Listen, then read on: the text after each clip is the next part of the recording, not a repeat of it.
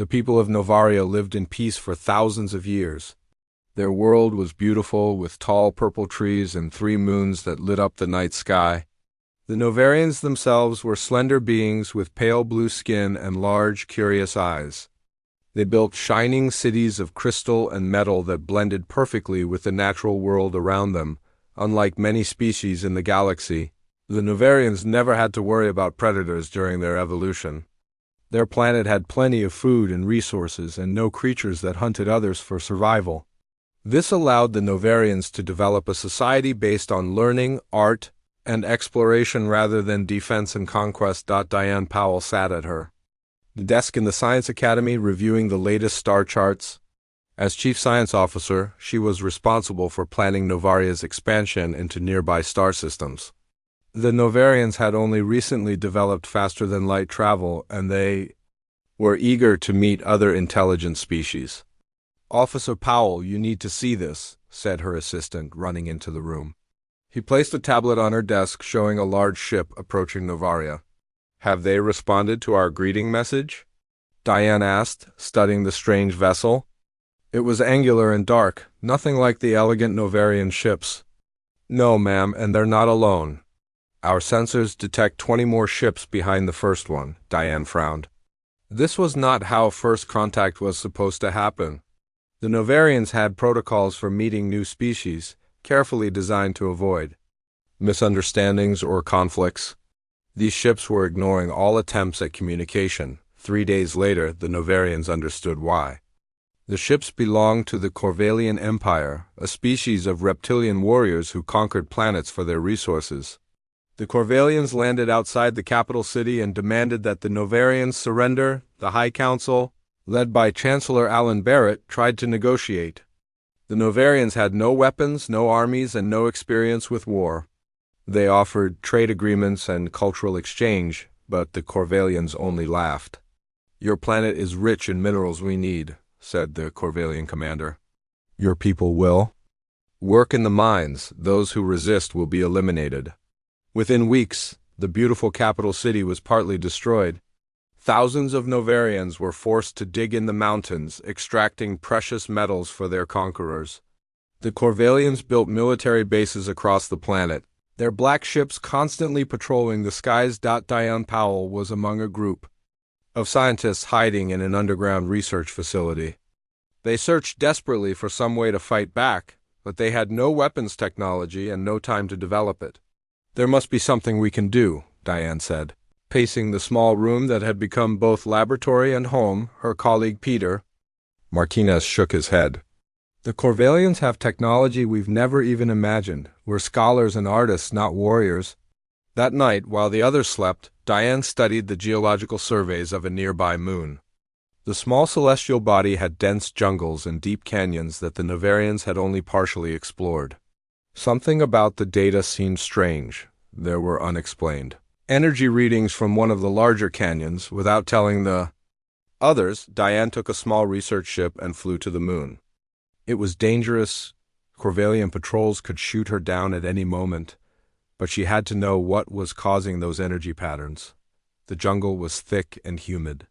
Diane cut through massive leaves and climbed over twisted roots. The scanner led her deeper into the canyon, where the trees grew so tall they blocked out the light. Then she heard it, a low, rumbling sound that made the ground vibrate beneath her feet. She froze as a massive shape moved in the shadows ahead. The creature that emerged was like nothing she had ever seen. It stood twice as tall as a Novarian, with 6 powerful limbs and a body covered in black scales that seemed to absorb the light around them. Its head featured multiple eyes that glowed with an eerie intelligence, and its mouth was filled with teeth as long as Diane's arm. Diane knew she should run, but something kept her rooted to the spot. The creature approached slowly, studying her with those glowing eyes. It could kill her with a single swipe of its massive claws, yet it didn't attack. Instead, it made a series of clicking sounds and tilted its head as if asking a question. "I can't understand you," Diane said, her voice shaking. "But my people need help? We're being destroyed?" The creature stared at her for what felt like hours. Then, without warning, it turned and disappeared back into the jungle. Diane returned. To Novaria, disappointed but not surprised? What had she expected? That some jungle creature would save them from an interstellar empire? 2 days later, the main Corvallian base exploded in a blast that lit up the night sky. Survivors reported seeing a six-limbed shadow moving faster than their eyes could follow, tearing through metal walls as if they were paper. The second base fell the next day, and the third the day after that. Corvallian ships trying to escape the planet were pulled from the sky by an invisible force and crushed like toys. Within a week, not a single Corvallian remained on Novaria. The survivors had fled, spreading tales of a demon that could not be killed. By their weapons, when the creature finally appeared in the capital city, the Novarians were waiting. Instead of running in fear, they gathered in the central square. Diane Powell stepped forward as the massive being approached. "You saved us," she said simply. "Thank you." The creature made those clicking sounds again. Diane didn't understand the words, but she understood the meaning. This being, which they would later call the Vesker, had claimed Novaria as its territory, and it protected what belonged to it. Over the following months, Diane worked to establish communication with the Vesker. She learned that it could manipulate gravitational fields. That was how it pulled ships from the sky. It was intelligent, perhaps more intelligent than the Novarians themselves, but in a different way. Its mind was focused on hunting, territory, and survival. The Vesker took up residence in a mountain near the capital. From there, it would emerge whenever threats approached. Word spread quickly through nearby star systems. Novaria was under the protection of an unstoppable guardian. The Corvallians never returned, and other potential invaders stayed away. The Novarians rebuilt their cities and expanded their reach to the stars once more. But now they did so under the watchful eyes of their protector, the apex predator that had claimed them as its own. Diane Powell stood on her balcony, looking up at the mountain where the Vesker lived. "What made you choose to help us?" she whispered, knowing she might never understand the creature's true motives. In the years that followed, the Novarians and their guardian developed a relationship unlike any other in the galaxy. They were not equals, the Vesker made that clear, but they were connected, bound by a strange fate that would only become more complicated when the humans arrived. 50 years passed since the Vesker became the guardian of Novaria. The Novarians flourished under its protection, rebuilding their society and venturing further into space. Their ships, sleek and beautiful, explored nearby star systems. They made peaceful contact with several alien species, establishing trade routes and sharing knowledge. Chancellor Alan Barrett stood at the large window in the High Council chamber, watching ships come and go from the spaceport below. At 75, he was considered young for a Novarian leader, but his wisdom had earned him respect among his people. "Chancellor, the reports from the border scouts have arrived," said his aide, placing a tablet on the polished stone table. Alan reviewed the information and nodded. "So, it's true. The humans have established a presence in the Centauri system." Humans were a topic of much discussion among the species in this sector of the galaxy. They were newcomers to interstellar travel, having only developed faster-than-light technology 30 Earth years ago. Yet they had already established colonies on a dozen worlds and formed alliances with several powerful species. "Should we initiate contact?" asked the aide. Alan considered this carefully. The humans had a complex reputation. Some species described them as peaceful explorers and brilliant problem solvers. Others warned they were dangerous and unpredictable. What made humans truly unique was their origin. They had evolved on what many considered a death world, full of predators and extreme environments. "Yes," Alan decided, "prepare our finest diplomatic vessel. We will send Ambassador Mitchell to meet with them." 2 weeks later, Gregory Mitchell and his team prepared for the mission. The diplomatic vessel, named Star Harmony, gleamed in the sunlight as supplies were loaded aboard. "Are you sure about bringing the Vesker?" asked Cultural Liaison Susan Garcia, watching as a special chamber was installed in the cargo hold. Gregory nodded. "Chancellor Barrett believes it will show the humans our strength. Besides, the Vesker has never let us travel this far without its protection." Susan wasn't convinced. The reports say humans are different from other species we've met. They evolved alongside predators.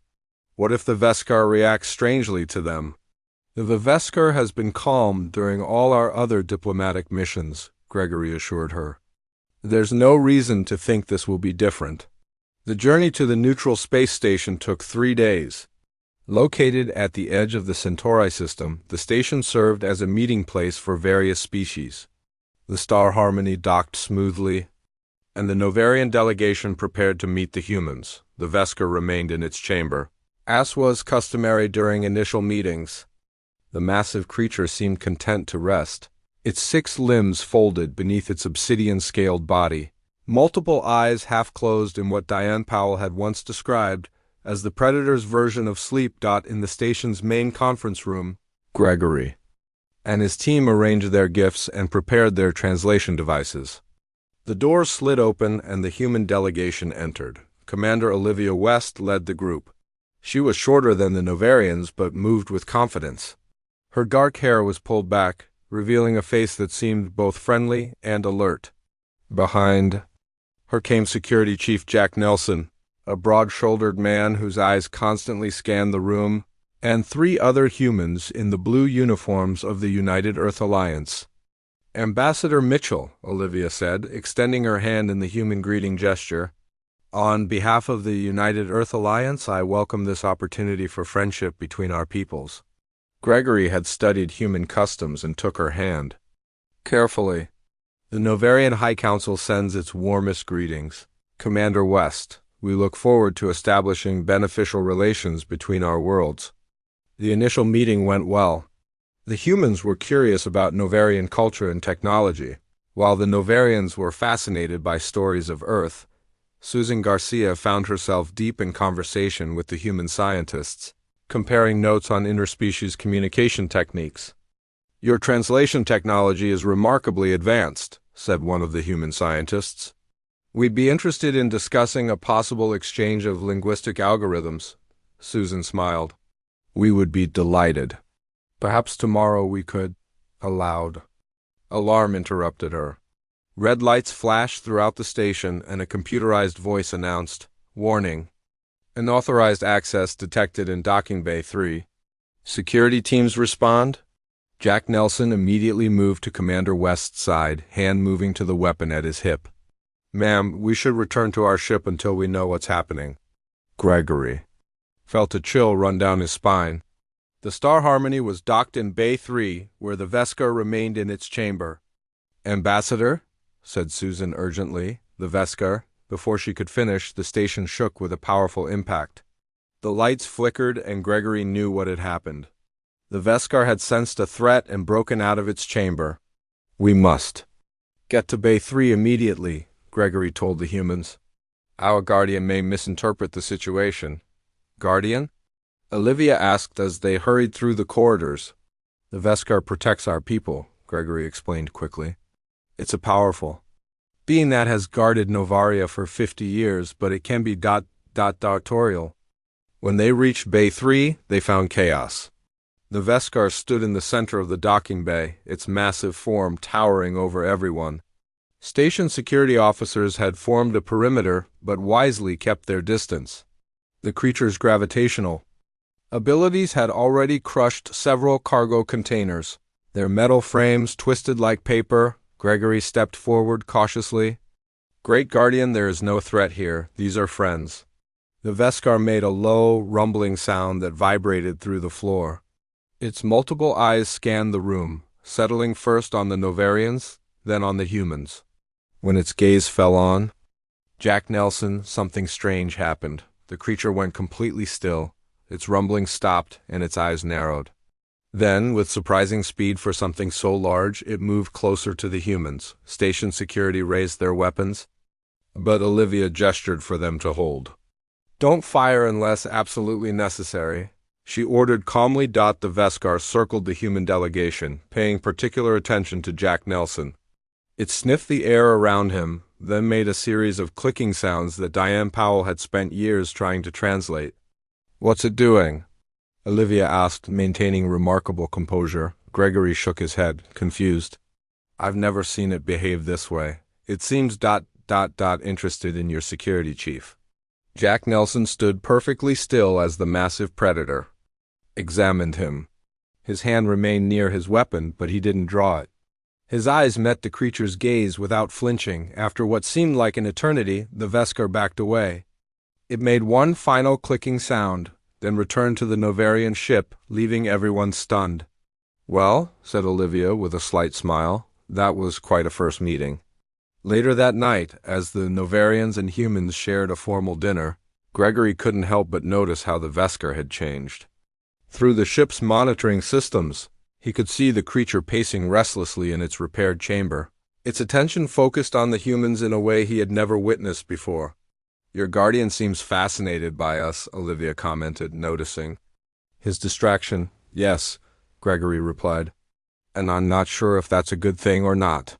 Susan leaned closer to him and whispered, "It recognized something in them, especially in Nelson.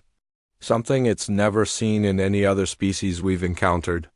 Gregory watched Jack Nelson across the room, noting the efficient way he moved, the constant awareness in his eyes.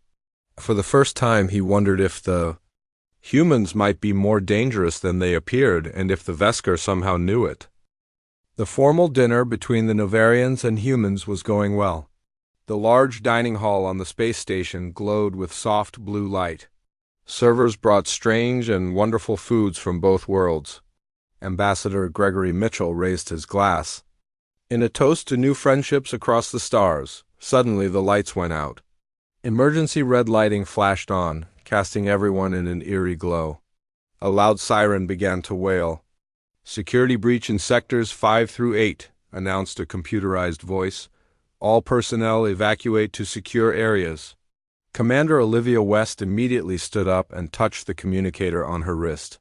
"West to Horizon Security Team. Report?" The voice that answered was filled with static. "Commander, we have multiple hostiles boarding the station. They bypass the security systems. They appear to be Corvallian." Gregory felt his blood go cold. The Corvallians had avoided Novarian space for 50 years, ever since the Veskar became their guardian. Why would they attack now? Security Chief Jack Nelson moved quickly to Commander West's side. "Ma'am, we need to get you and the ambassador to safety." Olivia nodded. "Station security will be overwhelmed. We should move to our ship." "The Veskar," Gregory said urgently. "It will sense the threat." "It will—" A massive crash interrupted him as one wall of the dining hall buckled inward. The Veskar burst through, its obsidian scales gleaming in the red emergency lights. Its multiple eyes scanned the room, focusing first on the Novarians, checking that they were unharmed. Then it turned toward the door just as it slid open. 5 Corvallians rushed in, armed with plasma rifles. They were tall, reptilian beings with tough green skin and yellow eyes.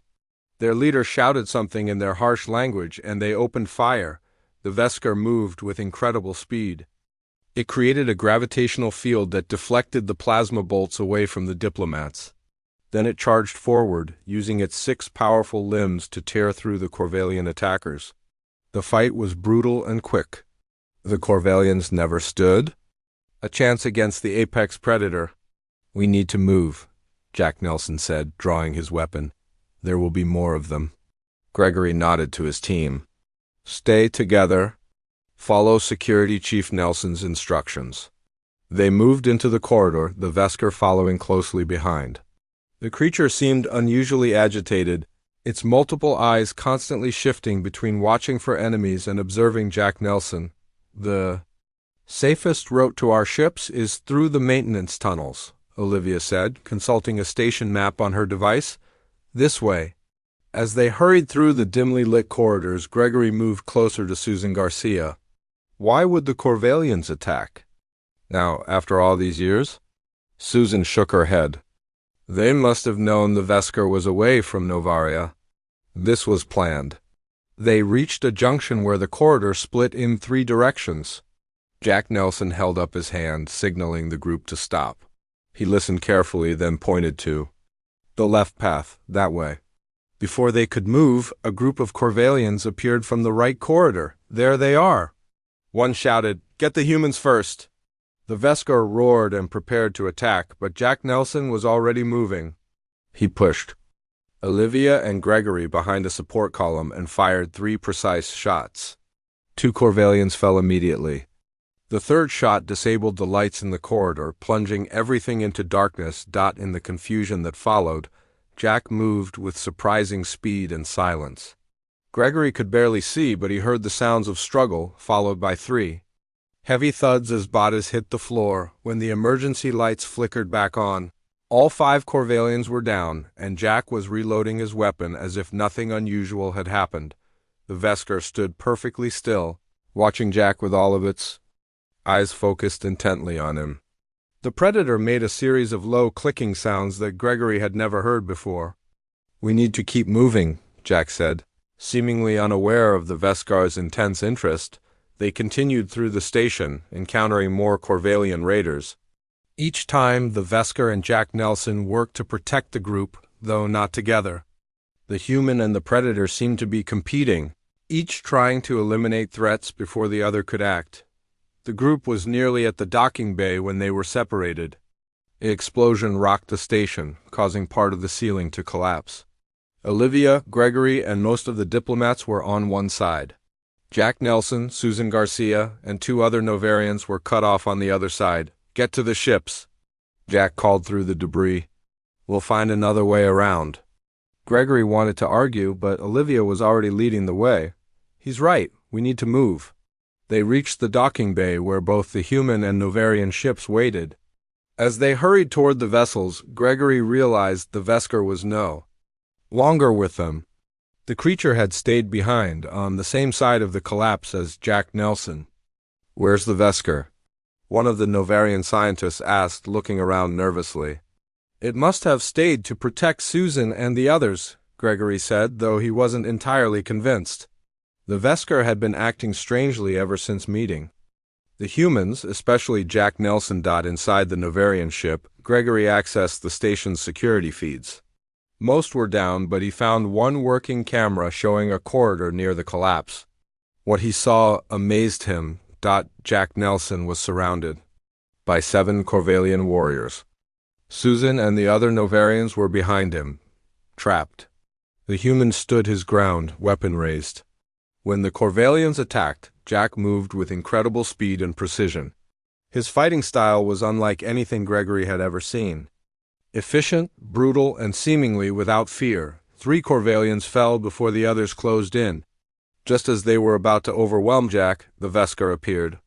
The massive Predator tore through the remaining attackers, but not before one of them managed to wound Jack with a blade across his arm. The Vescar finished the last Corvellian, then turned to Jack. The human stood his ground, bleeding but still, ready to fight if necessary. For a long moment they stared at each other. Then, to Gregory's astonishment, the Vescar made a gesture that Diane Powell had documented years ago, a sign of respect among apex predators. Even more surprising was Jack's response. Without hesitation, the human made a similar gesture back to the Vescar. It was as if they recognized something in each other, something primal and ancient. "They're communicating," Susan whispered, watching the same feed from beside Gregory. "But how does he know how to respond to the Vescar?" Gregory shook his head in wonder. "I don't think he learned it. I think he just does." On the screen, Jack and the Vescar turned as one and began moving through the station. The wounded human and massive alien predator now working together with deadly efficiency as they cleared a path back to the ships. Gregory turned to Olivia, who was watching the feed with intense interest. "Commander West, I believe we have much more to discuss about our species than we originally thought." Olivia nodded slowly, her eyes still on the screen where her security chief and the alien guardian moved in an almost synchronized dance of destruction. "Yes, Ambassador, I believe we do." The Corvellian attack was defeated after 3 hours of fighting. Station security, with help from both human and Novarian crews, managed to capture or drive off all the raiders. Repairs to the damaged sections began immediately. In the medical bay, doctors treated the wounded from all sides. Jack Nelson sat on an examination table while a doctor cleaned the cut on his arm. The wound wasn't deep, but it needed proper care to prevent infection. Jack barely noticed the pain. His mind was focused on the strange connection he had felt with the alien predator during the battle. The door to the medical bay slid open, and Ambassador Gregory Mitchell entered, followed by Commander Olivia West. "How are you feeling, Chief Nelson?" Gregory asked. Jack nodded. "I'll be fine, sir. Just a scratch." Olivia studied her security officer with new eyes. "That was impressive work out there, Jack, though I'm curious about what happened between you and the Novarian Guardian." Before Jack could answer, the doctor interrupted. "All done? Keep it clean and change the bandage tomorrow." Jack thanked the doctor and stood up. "Where's the creature now?" he asked Gregory. "The Veskar returned to our ship. It seems restless." Gregory hesitated, then added, "It's never behaved this way before. Diane Powell is our expert on Veskar behavior, but she's back on Novaria." "I'd like to see it," Jack said. Gregory and Olivia exchanged glances. "Are you sure that's wise?" Olivia asked.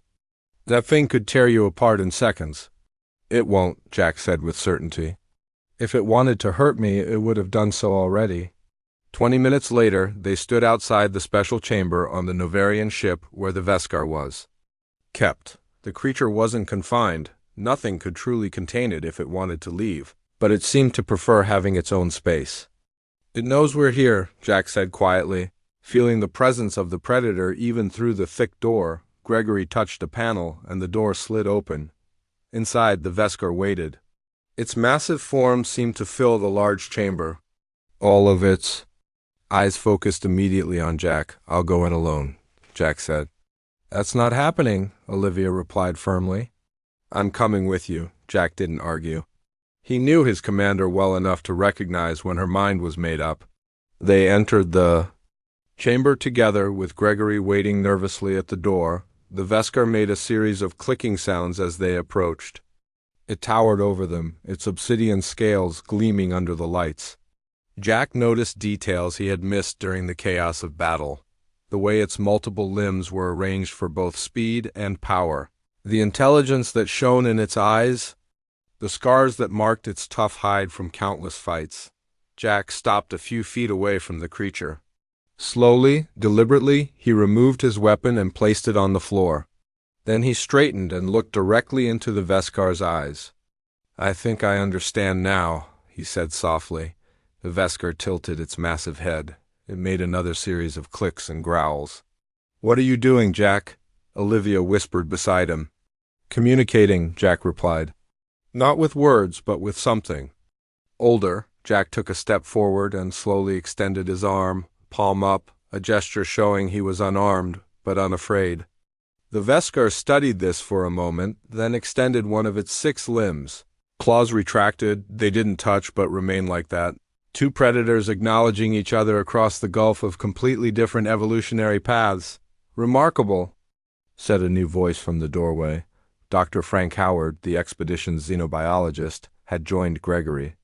"It's recognizing you as an equal."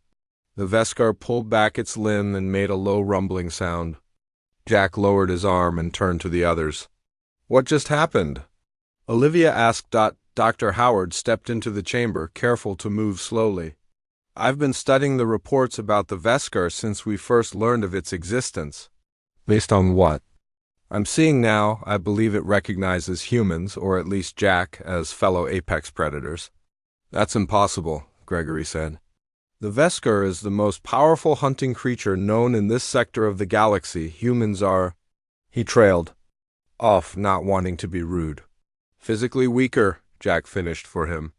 "Smaller, slower, but that's not all that makes a predator." Dr. Howard nodded eagerly.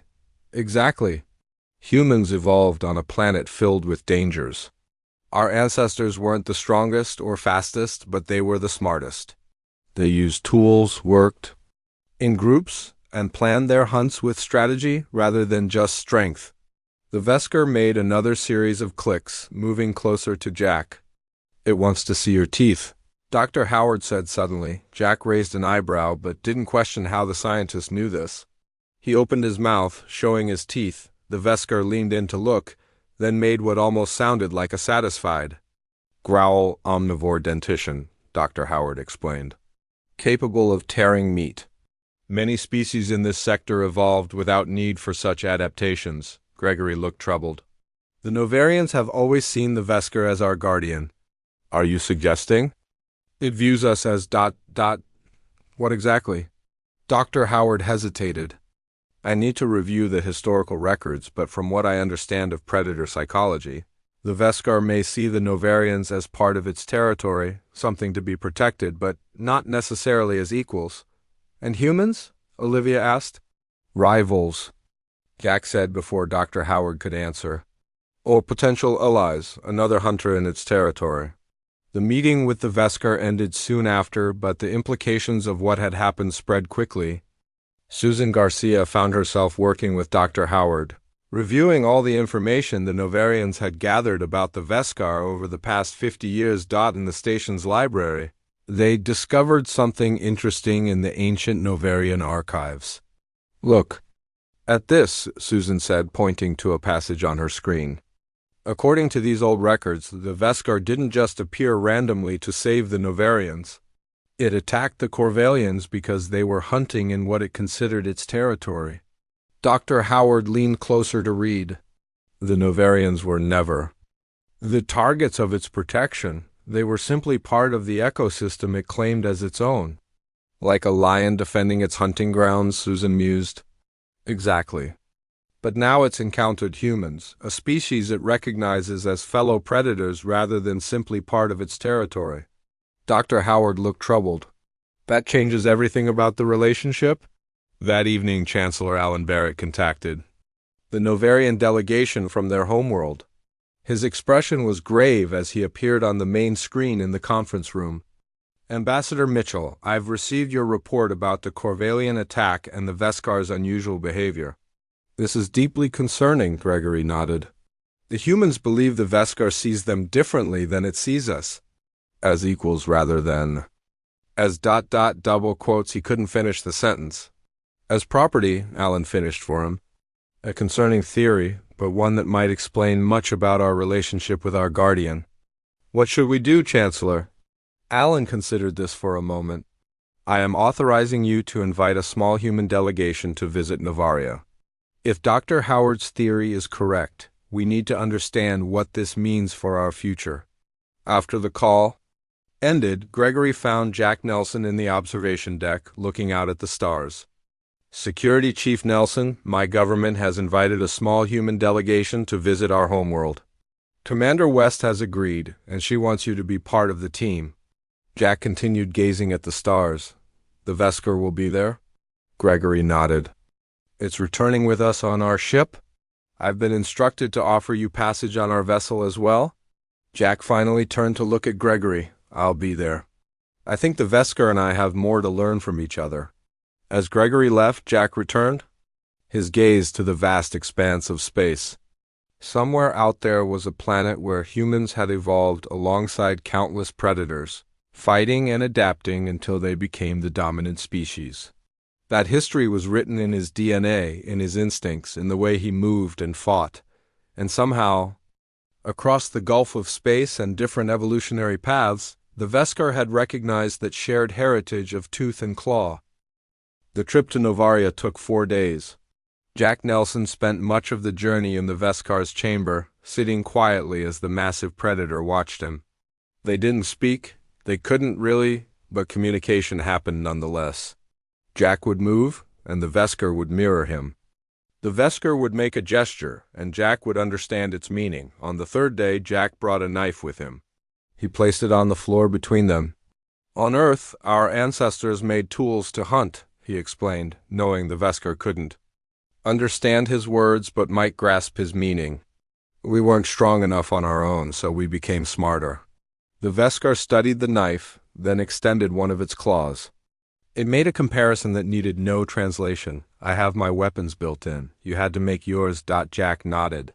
Different paths, same result, both predators.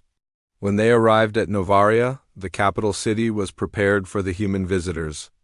The buildings gleamed in the sunlight, their crystal and metal structures unlike anything on Earth. 3 moons hung in the pale purple sky, creating a beautiful but alien landscape. It's breathtaking, Commander Olivia West said as they disembarked from the Novarian ship. Chancellor Alan Barrett was waiting to greet them, along with Chief Science Officer Diane Powell, who had worked with the Veskar for decades. Welcome to Novaria, Alan said, bowing slightly. We are honored by your visit. The Veskar emerged from the ship last. When Diane saw it, her eyes widened in surprise. It's different, she whispered to Gregory. The way it's moving, its posture. Something has changed. The Veskar ignored the formal greetings. It moved directly to Jack's side and made a series of clicking sounds that Diane had spent years trying to understand. It wants to show you something, Diane said to Jack, her voice filled with wonder. It's never invited anyone before. Jack looked at Olivia, who nodded. Go ahead, we'll handle the diplomatic stuff. Jack followed the Veskar as it led him away from the spaceport toward the mountains that surrounded the capital city. They walked for hours, the Veskar moving at a pace Jack could match. Finally, they reached a cave entrance high on the mountainside. The Veskar entered without hesitation. Jack followed, his eyes adjusting to the darkness. The cave opened into a massive chamber filled with strange, glowing crystals that provided enough light to see. But it wasn't the crystals that caught Jack's attention. It was what lay at the center of the chamber, bones, hundreds of them, arranged in careful piles. Some were clearly from Corvallian warriors, others from creatures. Jack didn't recognize it was a trophy room, Jack realized. The Veskar had brought him to see its kills. You want me to understand you, Jack said quietly. The Veskar moved to one particular pile and gently touched a Corvallian skull with one claw. Then it turned to look at Jack. Jack understood. The first ones who threatened your territory. The ones who attacked the Novarians. The Veskar made a confirming sound and moved deeper into the cave. In a smaller chamber, something even more surprising waited, crude drawings on the walls. They showed the Veskar, the Novarians, and the stars. Above, simple images that told a story of protection and territory. You're not just a predator, Jack said with growing amazement. You're trying to communicate, to record your history. The Veskar watched him, its multiple eyes unblinking. Then it used one claw to scratch a new image on the wall, a simple figure that Jack recognized as a human. Meanwhile, in the capital city, Dr. Howard was reviewing the complete archives of Novarian history with Diane Powell. So the Veskar appeared 50 years ago, when the Corvallians first attacked, Dr. Howard said, studying the records. And it's been protecting Novaria ever since, Diane nodded. We always believed it chose to protect us because it saw something special in our people. But now you're not so sure, Dr. Howard said gently. Diane sighed, after seeing how it reacted to Security Chief Nelson. I wonder if we misunderstood its motives all along. Dr. Howard pulled up an image on his tablet, a map of the local star systems. The Veskar's home moon orbits your planet. This entire sector is likely what it considers its territory. The Novarians were simply part of that ecosystem. And, humans? Diane asked. We evolved as predators on a world full of predators. The Veskar recognizes that shared history. Dr. Howard hesitated, then added, in fact, it may be the first time. The Veskar has encountered another species it sees as an equal rather than as prey or something to protect. Just then, an alarm sounded throughout the city. Red warning lights flashed on all the screens. What's happening? Dr. Howard asked. Diane checked the security feeds. Her face went pale. Corvallian ships, a lot of them. They're entering orbit. In the council chamber, Chancellor Allen and Commander Olivia were already reviewing the defensive options. Our shields can hold for a while, Allen said, but we have few weapons. We always relied on the Veskar for protection. My ship is in orbit, Olivia said. They'll fight, but they're outnumbered? Gregory entered the room, his expression grim. Chancellor, the Corvallians are broadcasting a message. They say they know the Veskar is distracted by the humans. They've been planning this attack for years, waiting for the right moment. Where is the Veskar now? Allen asked urgently. In the mountains with Security Chief Nelson, Gregory replied. We can't reach them. The first explosions rocked the city as Corvellian ships began their attack. The Novarian shields held, but they were weakening. In orbit, the human ship Horizon fought bravely against the Corvellian fleet but was forced to retreat to a defensive position. In the mountain cave, Jack felt the ground shake. The Veskar raised its head, sensing the danger. Without hesitation, it moved toward the cave entrance, Jack following close behind. When they emerged, they could see the Corvellian ships in the sky above the city, the flashes of weapons fire, the damaged sections of the shield glowing red with strain. The Veskar turned to Jack and made a sound unlike any he had heard before, a question. Jack understood. He drew his weapon and nodded. Together. What happened next would become legend among both Novarians and humans. The Veskar, using its gravitational abilities, carried Jack down the mountain at incredible speed. When they reached the city, they found Corvellian ground forces already breaking through the weakened shields. The Veskar fought with all its strength, tearing through the invaders. Jack moved alongside it, his human abilities, strategy, precision, adaptability, complementing the Veskar's raw power. They fought as a team, predator and predator, each respecting the other's strengths. When the main Corvellian command ship descended to coordinate the ground attack, the Veskar looked at Jack. Again, that questioning sound. "I have an idea," Jack said. He pointed to the ship, then to himself, then to the Veskar. The creature understood. It created a gravitational field around them both and launched them upward toward the Corvellian ship. They crashed through the hull together and fought their way to the bridge. When the battle was over, the Corvellian fleet retreated, their command structure in chaos. The city was damaged but standing, and something fundamental had changed between the Novarians and their guardian. As Jack stood with the Veskar on a hill overlooking the city, Chancellor Allen approached them cautiously. "You saved us again," he said to the Veskar. Then to Jack, "Both of you did." The Veskar made a series of clicks. Diane Powell, who had come with the Chancellor, listened carefully. "I think," she said slowly, "it's saying that things will be different now." Jack nodded. "The Veskar protected you because you were part of its territory. But now it sees you differently, because of how it sees us." "As equals?" Allen asked. "As worthy allies," Jack corrected. "The Veskar recognizes strength. It respects those who can stand beside it, not just those who need its protection." The Veskar made another sound and pointed one claw toward the stars. "There are more Veskars out there?" Diane translated in wonder. "On other moons, in other systems?" Jack smiled. "And now there are humans too.